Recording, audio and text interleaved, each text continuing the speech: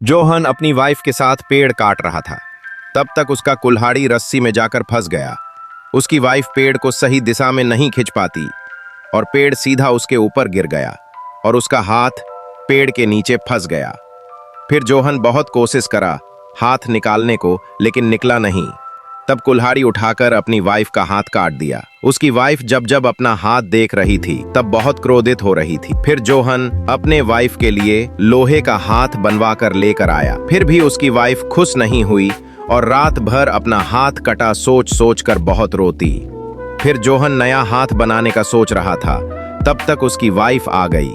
अपनी वाइफ से पूछने लगा, क्या तुम्हें ये हाथ पसंद है? उसकी वाइफ बोली, सही रहेगा अगर ये हाथ सोने का हो तो। फिर जोहन सोना पिघलाने लगता है और बहुत मेहनत करके सोने का हाथ बना दिया। ये हाथ उसे बहुत पसंद आया और बहुत खुश हो गई। फिर कुछ दिन बाद लड़की को कैंसर हो गया और डॉक्टर ने बताया ये ज्यादा दिन जीवित नहीं रहेगी।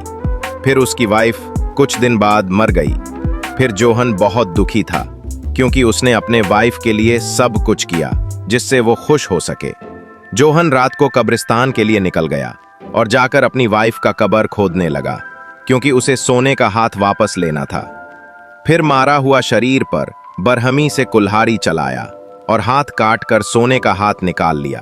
फिर जैसे ही घर पहुंचा उसे डर महसूस होने लगा और जोर से आंधी तूफान अपने लगा और उसकी वाइफ का फोटो नीचे गिरकर टूट गया। जोहन फोटो अपने हाथ में लिया तो चेहरा तुरंत बदल गया। जोहन बहुत डर गया और दरवाजे से उसकी वाइफ का परछाई आते हुए देखा और जोहन भागकर अपने कमरे में गया। उसकी वाइफ का आत्मा वहां भी पास आ गया और दरवाजा खुल गया। जोहन ने सोने का हाथ उसे वापस दे दिया। तब उसे लगा आत्मा यहां से चली गई और जैसे ही जोहन चादर हटाया आत्मा वापस आई और उसी कुल्हाड़ी से उसका गला काट दी। जिस कुल्हाड़ी से जोहन ने 2 बार उसका हाथ काटा। चैनल सब्सक्राइब कर लो, नहीं तो ये आत्मा तुम्हारे पास आ जाएगी।